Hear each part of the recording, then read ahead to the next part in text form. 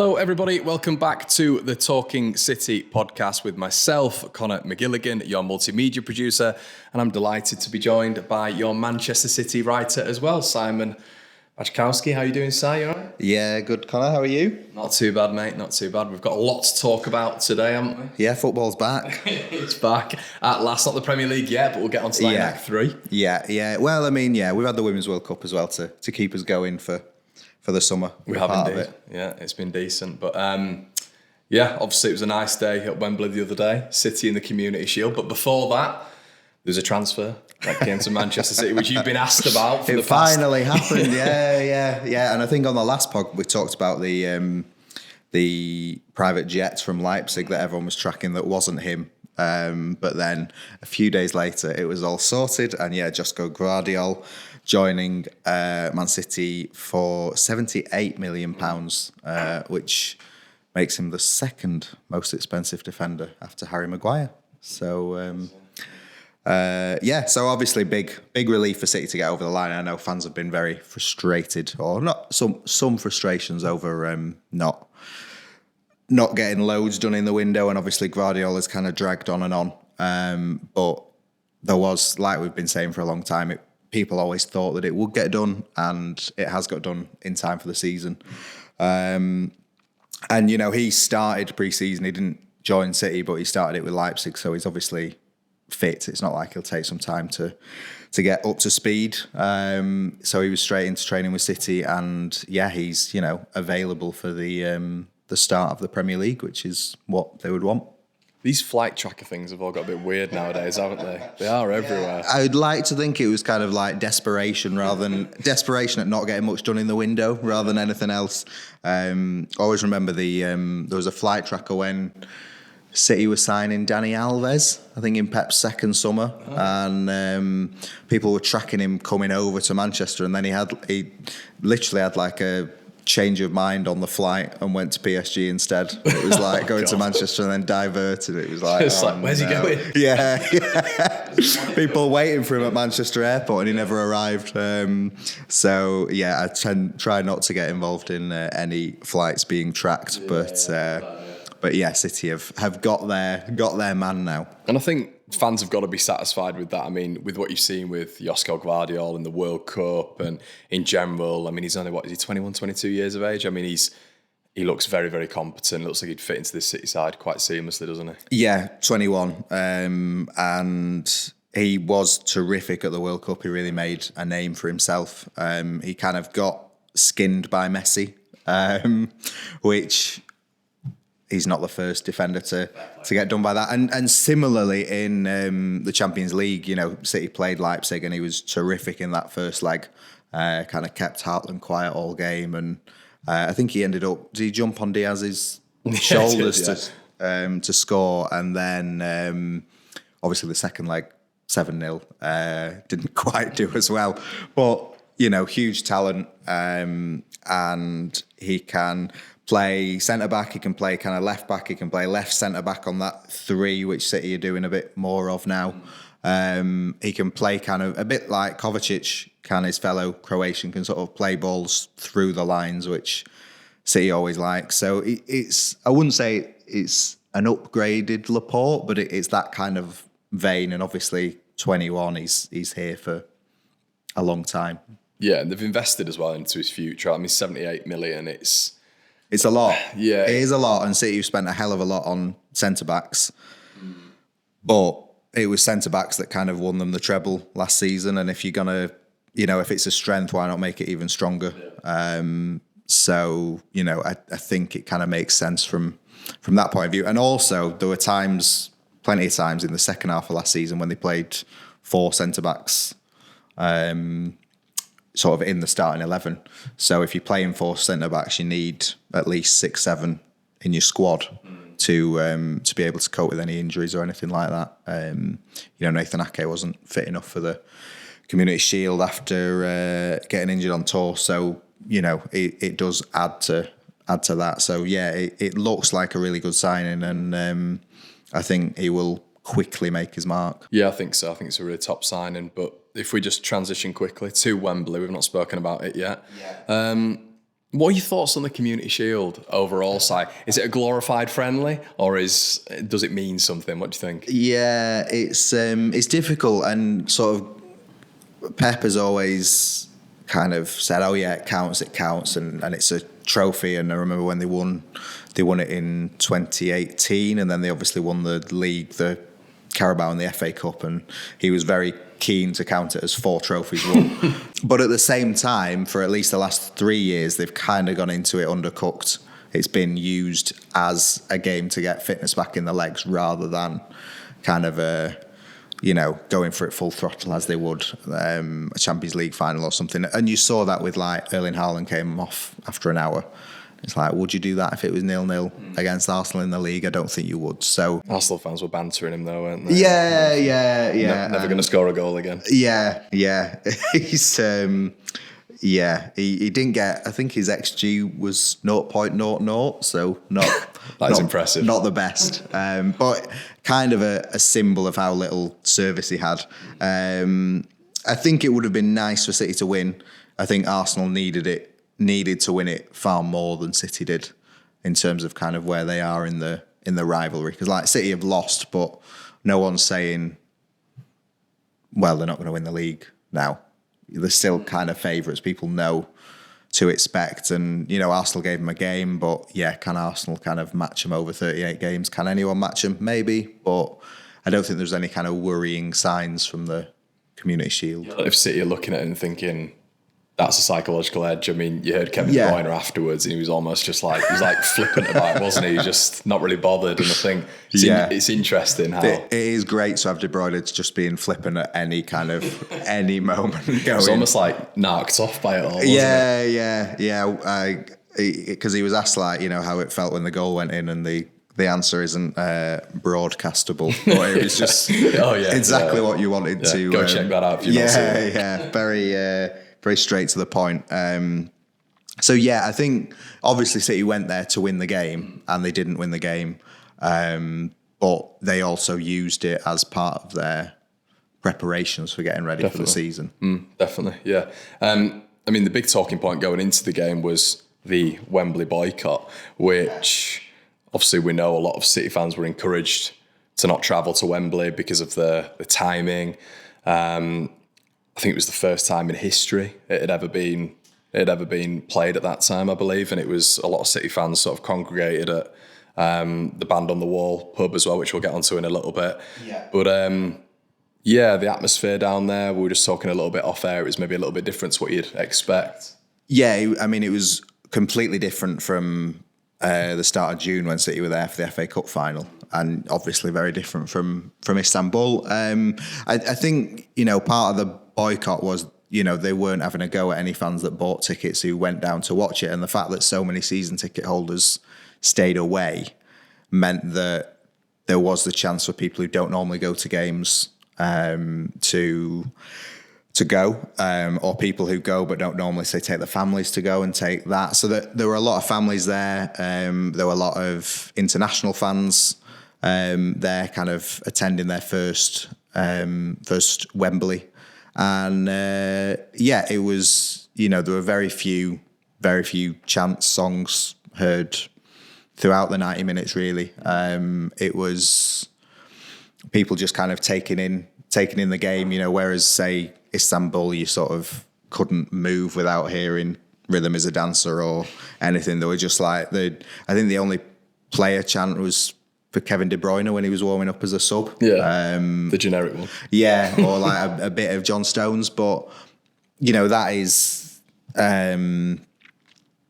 what kind of you would expect when there's people there who it's the first time, or families, and, they're not going to get involved in the singing that sort of the normal fans who go to those away games or the neutral games would. So, I mean, I saw a bit of chat saying the fans didn't give the team the spark that they needed, and they didn't kind of like raise them, and maybe that was true. But then again, it's a game where it doesn't really matter if you lose, and that's partly why it was chosen to boycott the fixture, because no one really cares. Sort of nice if you win, but irrelevant if you lose. Yeah, exactly. Yeah. So I don't think the players were lifted at all by the crowd, but the crowd went.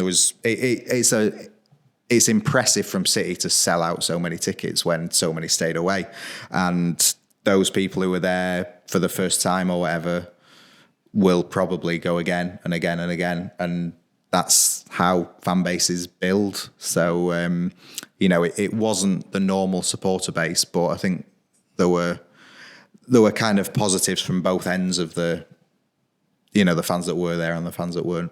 Yeah, it seemed quiet overall as well. It was like a Man City thing, was it?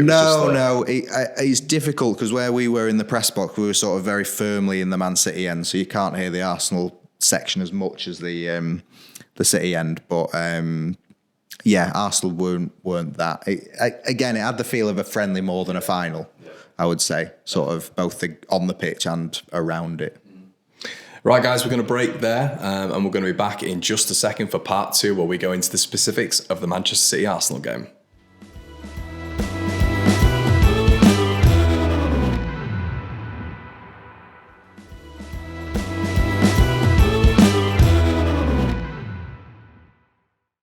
Hello, everybody. Welcome back to part 2 of the Talking City podcast.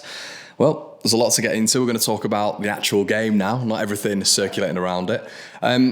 I found it extremely interesting that Gvardiol was down in London, but I found it even more interesting that João Cancelo didn't join the team. Obviously, interest from Barcelona. The pre-season, obviously, it felt like he was not integral, but he was definitely a big part of it. Obviously, rumours speculating consistently, but him not being there was a bit of a weird one, wasn't it?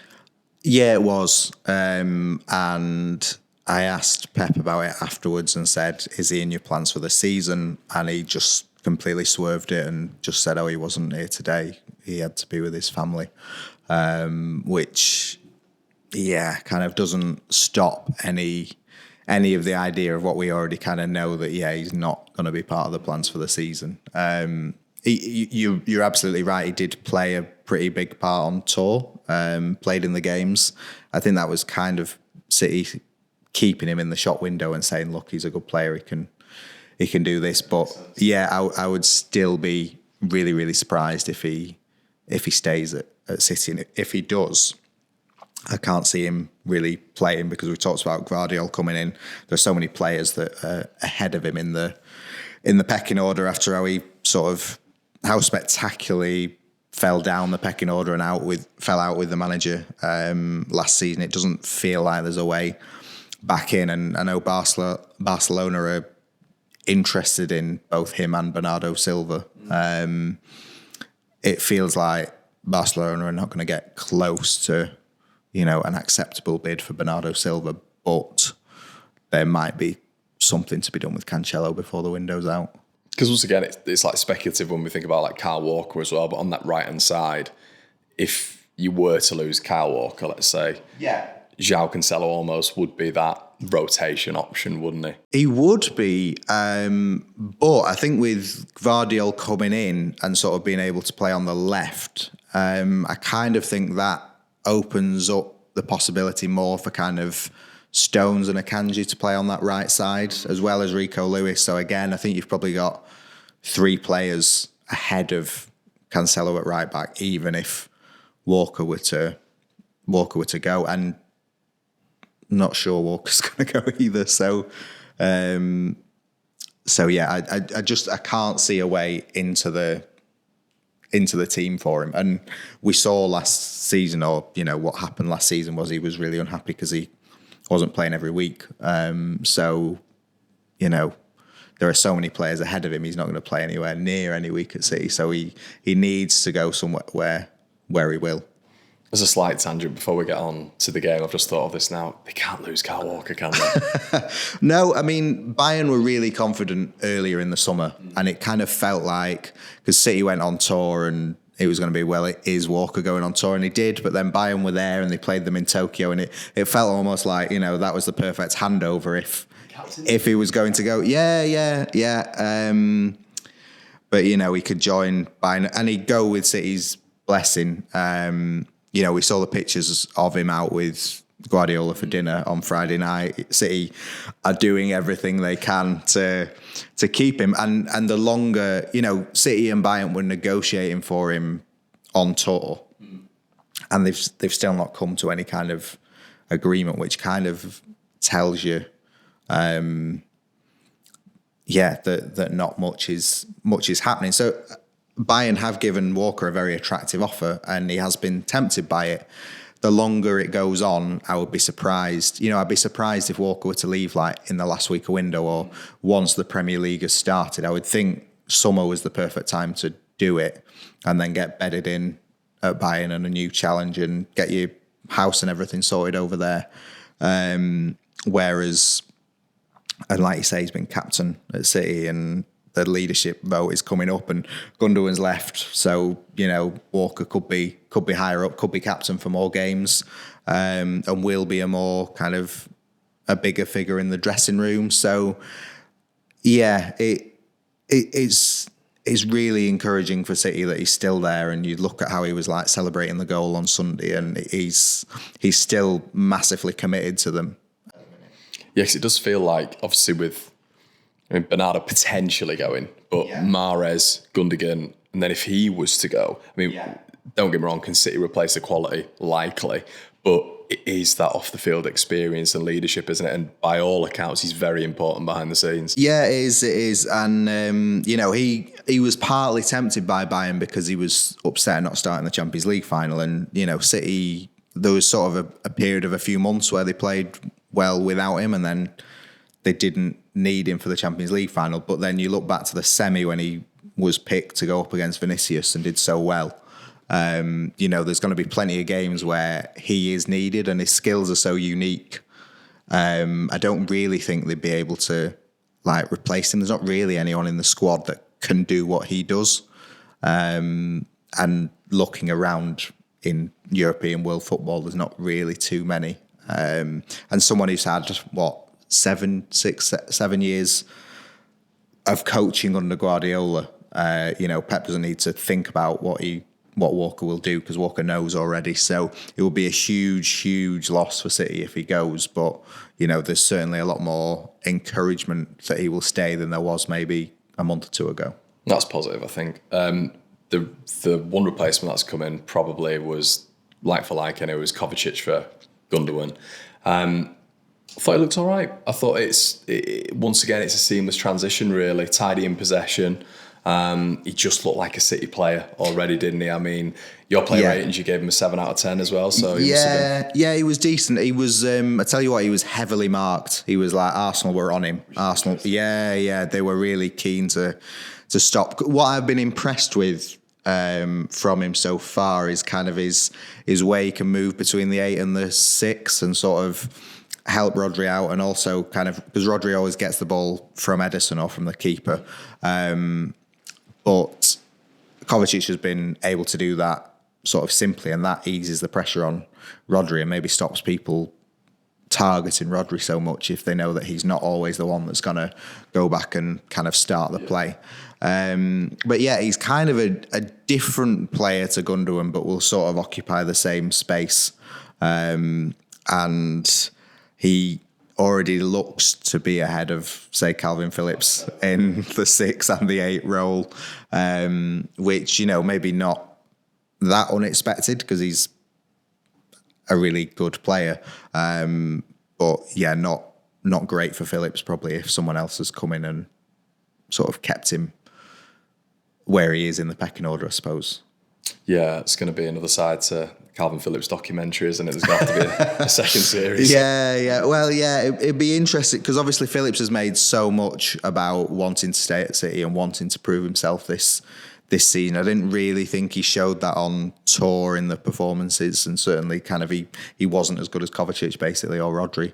Because he's so far down in the pecking order now. So it will be interesting to see what happens because he's so desperate to make it and he's a really sort of popular part of the squad. But if there's little chance that you're going to get minutes and, the first month of the season happens and you don't get those minutes, are you maybe looking for a move away? Yeah. We don't include penalties in this podcast, but Kevin De Bruyne coming on again, and I mean, he was just fantastic, wasn't he? When he came on, he was just a shining light. And as I say, you take away that, that little mishap, the penalty, and it was a top performance from him. Yeah, well, I think with it was really weird because the first half, City, they kind of looked. It was a poor game, I thought. Very. At half time, I was thinking, what on earth are we going to write here? But City looked light in midfield and attack. Grealish and Bernardo were pretty quiet. Haaland didn't get any service at all. And that kind of, whereas, again, the last time they were at Wembley, Gundogan and De Bruyne sort of tore United apart, and it was the midfield that really won the game, yeah. With Kovacic and with... I can't even remember who was in midfield with them. But it was... they just... it was Alvarez. It was Alvarez. They just kind of lacked that punch. And you're kind of thinking, have City replaced Gundogan? Have they sort of replaced Mahrez? Are those concerns there? And then the second half, De Bruyne and Foden came on and ran the game from those positions, and it was like, oh, okay, right. So if those two play, they're probably all right then. So yeah, I mean, he and it was good for City because De Bruyne snapped his hamstring in the Champions League final, and it was like, will he be ready for the start of the season? Even if he is, what condition will he be in? He'd not played any of the tour games, and then didn't start the Community Shield, obviously. So it was like, right, what condition is he in? And he's obviously still getting there with his conditioning, but like you say, he ran the game and he was the best player as soon as he came on the pitch, and him and Foden were just too good for us. Yeah, it's with De Bruyne, you kind of expect it, don't you? Obviously, you say with like the snapped hamstring, it was a serious problem, and you wondered if he was going to be at that same level, in the Arsenal game. But one person we spoke about off air was Phil Foden. He did come on, and you're quite right. He was fantastic, really. But it's a coming of age season for him. I mean, we were just talking in football terms now. 23 years old isn't young, which is ridiculous. In lifestyle terms, it is very young. Yeah. But for England, we were just speaking, and it's not really happened for him. He's not starting every game. There's not a real focus on Phil Foden. And this generational talent, which we all expect still, it's almost got to come through at some point at City. And with the departures that they've had, it's all. I feel like this season it's a lot on Phil Foden, isn't it? It's like there's been a lot moulded around him and a lot spoken, and the hype around him. But it's like, right, Phil, it's up to you now, mate. It is. It's also on kind of Gvardiol to play him. It's felt for a while like Foden's 95% of the way there, and when City didn't have a proper number 9, he was used as a forward because he's kind of got some of the best characteristics for playing up front. But we've always thought he's going to move to the middle. He's going to move to the middle, and Pep said that, and Phil said that, and it felt like this season was the one, having come on in the Champions League final there for De Bruyne and played pretty well, and then played there in all the summer tour games, and then the press conference on Friday, Gvardiol was asked about it and said, well, he still needs to improve those defensively if he's going to play in the middle, and you thought, right. And then the team came out for Wembley and he wasn't in the team, and you're like, oh no, are we going to have another year of like, why isn't Foden in the team? Yeah. And obviously, like, he can do things that no one else can. And when he came on, that spin away from Thomas Partey and sort of making the first goal is like, that is exactly what you want. But he's just not. We need to see that, and we need to see him play there. And with no replacement for Mahrez yet, you wonder whether Foden might be used right wing a bit because, again, he's one of the better players in attack. Yeah. So we're just waiting for that run of games where he confirms his place in the City side, and as soon as he does that, there's kind of no option for Southgate but to pick him for England, really, because he is such a talent, but he just can't seem to quite crack that City team. And it's mad because when City played Dortmund in the Champions League in 2021, like Foden ran the games, and Foden was like, looked a better player than Erling Haaland. But obviously you wouldn't say that now, but he's kind of, I feel like he's on that level where he's got that talent. He's just not showing it, or not being given the opportunities maybe to show it. Yeah, it's so interesting when you talk about the defensive side of the game, because you feel like any other top side in Europe, he'd be starting week in, week out, wouldn't he? Yeah. But it's the Guardiola thing, isn't it? Where there's so many parts to the game that you have to get absolutely perfect. Yeah. And also, like, we're at that thing again where earlier on in his career, everyone was like, why didn't he go on loan? Why didn't he go on loan? And it was like, Guardiola's got this plan for him and we'll play him when he's ready. And then he played him and right, well, of course, it makes sense. But we're kind of at that point now, though, because, you know, you've said it, he's not young. Like, he's been in that first team squad for 6 years. So it really is time for him to kick on and this be his year, really. And just to finish on the game side of things from the Community Shield, Cole Palmer. We're talking about breakout seasons, potentially, or is it the weight of expectation again? Where are we looking at Cole Palmer? What are we thinking about him this season? Yeah, it was funny because Foden and De Bruyne kind of combined and played Palmer in like on the edge of the box, and it was like prime Mahrez territory. And Palmer just kind of like, it was a bit hesitant, and his shot got blocked for a corner, and it was like, right. And then 2 minutes later, same position, bends it into the top corner, and it's like, there's a player. Similarly with Foden, Palmer a few years ago looked like he was coming through amazingly well.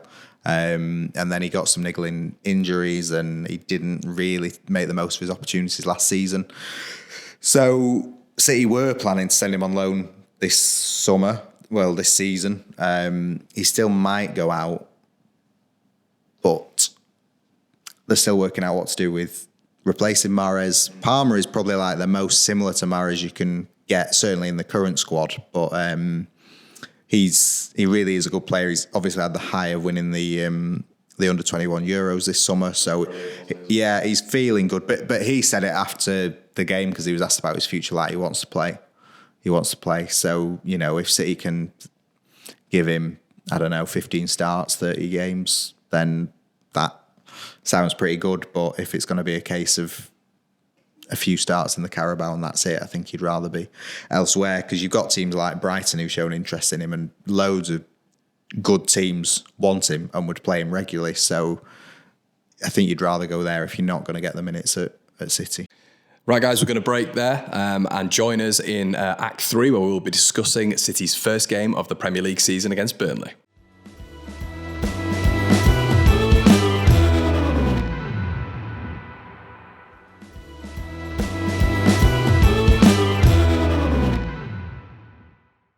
Hello, welcome back to the Talking City podcast, and we're going to be talking the Premier League now. We've moved on from that glorified friendly, and we are going to be discussing Burnley and Vincent Kompany on Friday night. Si, excited for this one? Yeah. I always like going to Burnley. It was very disappointing not to be able to. Have you been genuine there? No, yeah. Turf Moor is great. It's a great stadium. The view from the press box, very boringly, is great. But it's a ground where like the home team gets on you, and it's a real test. And I absolutely hate the phrase "under the lights," but City, they rarely get to play on a Friday or a Monday. But starting off the Premier League is obviously a nice thing, and it should be a really good test against a team who, there's a lot of links to City. Vincent Kompany there, and James Trafford has just gone there, where he will be competing for the number one spot with Aaron Muric, who was at City as well. So it's a great away. Yeah, and not just because it's close to my house. So it's perfect. They obviously City played them in the cup last season, 5-0, but I don't know. Obviously, City went away with it in the second half, really. But Burnley were great first half. They were very competitive, weren't they, Burnley in that first half? It was in that spell when City were like winning every game in their sort of like 26 match unbeaten run or whatever when they won 22. Those numbers are probably wrong, but who cares? And you know, loads of those teams were Premier League and Champions League teams. Burnley gave them a bigger scare than most of the teams they faced at that time. Which is crazy when you see a 5-0. Yeah, but it was that first kind of 20, 30 minutes, they were really under the cosh, and then they kind of got the momentum, and Haaland scored 3, I think, and they ran away with it. But that is the danger of kind of promoted sides as well, because Burnley have had a year where they're used to winning every week, and they are used to kind of Turf Moor being a place where they are in control of the game. So the players will be bang up for it and used to winning. The fans will be bang up for it, and City have got to kind of put that to one side and just kind of do their job and sort of stem the momentum that Burnley have got, really. Taylor Howard-Bellis was also a key part of the side last year. Obviously, there was Ian Maatson on loan from Chelsea, Nathan Tella, but Taylor Howard-Bellis was a massive part of that side, and him not being there as of yet could be a huge impact on that Burnley side. Yeah. It's there were a few loans that they haven't got, but you know, Kompany is a guy who is getting a very good reputation for the coaching that he does. Obviously, he's a huge name. He's got a statue outside the Etihad from his playing days, but he really wants to be a top coach. And I interviewed him a few months ago, and he was picking up he was being inducted into the Hall of Fame for the Football Museum as a player, but they were kind of like, we may well be inducting you again as a coach in future. And he was talking about Burnley's promotion, but talking about kind of a cup final defeat that he'd suffered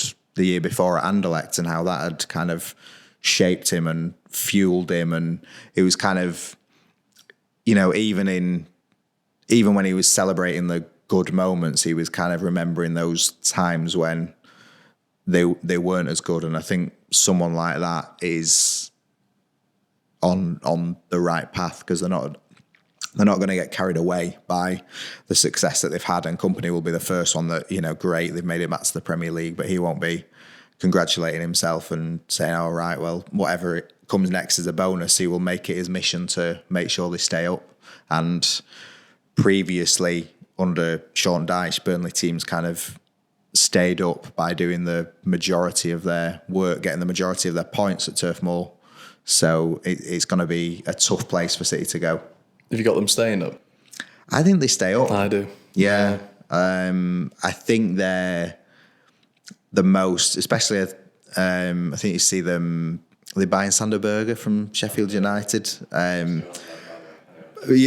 you know, taking a team from another promoted side is... Power play. When you look at the 3 promoted teams, Burnley look the most prepared to stay up. And yeah, I think there's a few teams from the Premier League that are going to be worried. And it's all about the fast start. And remember when Huddersfield came up and no one expected them to do anything, but I think they took 10 points from the first 4 games and they only ended up with like 36 or 38, but they stayed up because of the start. So, you know, teams that can start well get a big head start. So it on paper, City should win, but there's a lot going on. I think many City fans are going to be asking as well, do you think Josko Gvardiol's going to start this one, or do you think it's going to be a slow process, bedding him in? I wouldn't expect him to start.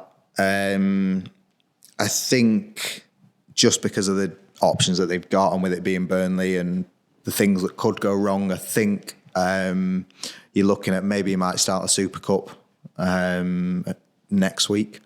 But he does, like I say, he's done pre-season with Leipzig. He is shown he can play in any environment. So I would expect him to kind of have that Ruben Dias impact of just kind of like dropping straight into the team and not having to come out of it, really. It's a nicer transition, that as well, isn't it? The Super Cup instead of Turf Moor. Yeah. Yeah, but it's going to be nice to see City back in full flow. I mean, do you think? I mean, there's a lot of expectation at the minute on them having a fast start, and notoriously City haven't been fast starters.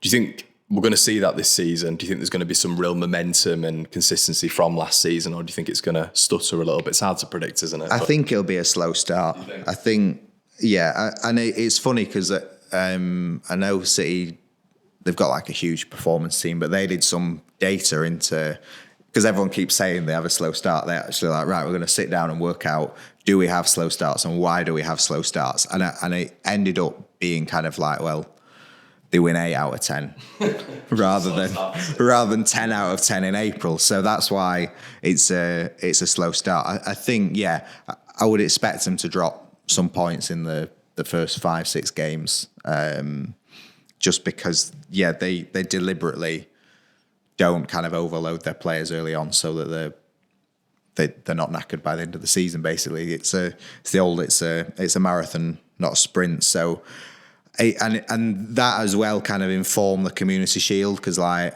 when City played Arsenal at the Etihad, they just like bullied them. It looked like men against boys. And then you watch the Community Shield and you think Arsenal look like a bit more physical and can match them a bit more. And then you're sort of like, but once City get up to full speed, will Arsenal still be able to match them? And obviously Arsenal have some way to go as well. But I think, we're not going to see the top City in top form in the opening weeks. Yeah, it's going to be fascinating to see this. But do you think it's, just before we end as well, do you think it is going to be an Arsenal and City race again, or do you think Man United or Liverpool are going to crop in there?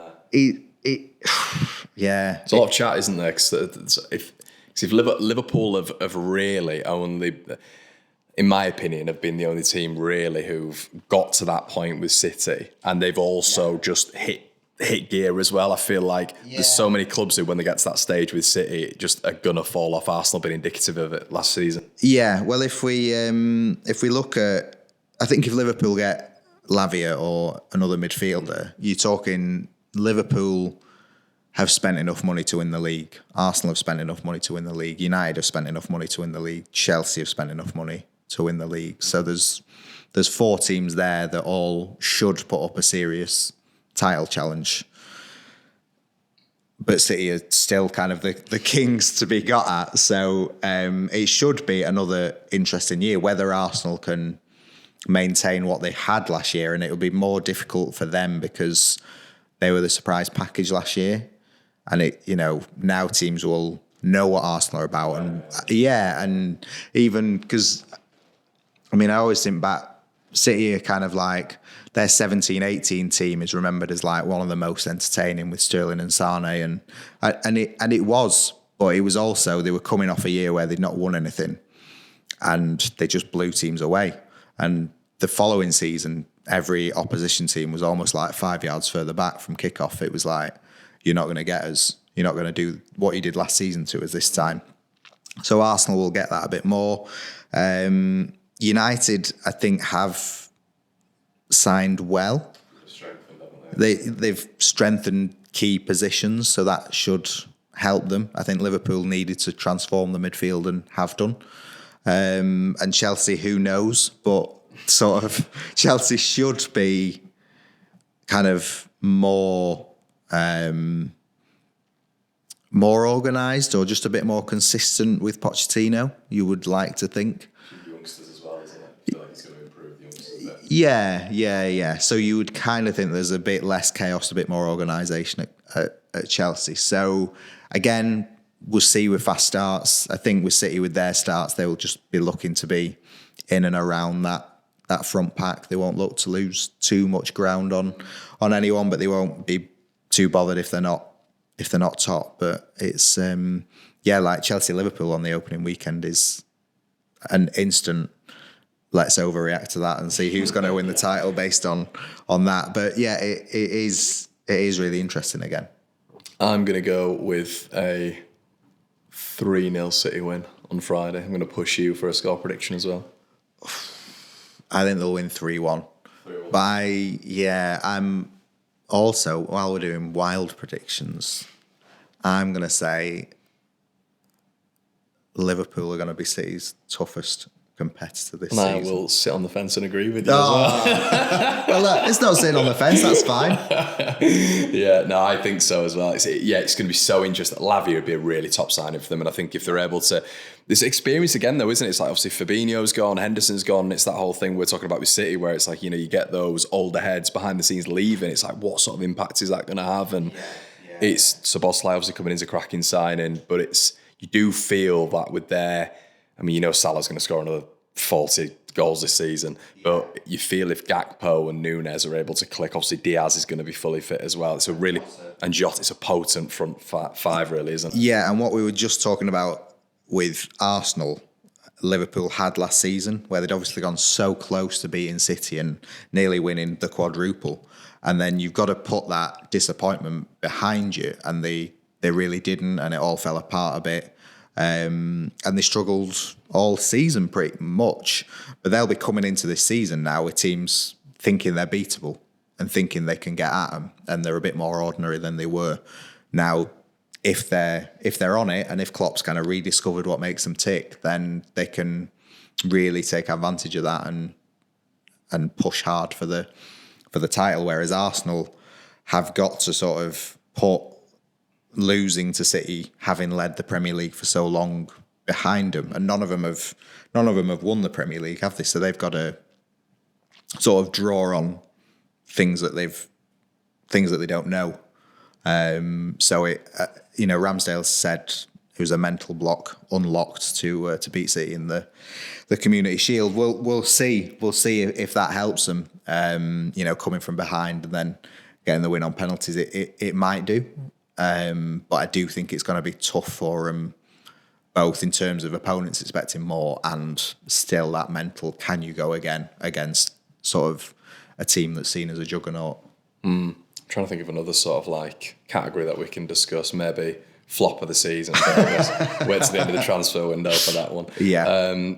But thanks for joining me, Simon. It's been an absolute pleasure. Guys, that's going to be it from the Talking City podcast this week. If you want to catch us out on YouTube, you can do so. If you want to see our lovely faces in our fantastic studio here, we'll be here throughout the season as well. Make sure you give us a 5-star rating if you would. Leave us a like and comment on the video and subscribe as always. And we will catch you in the next episode.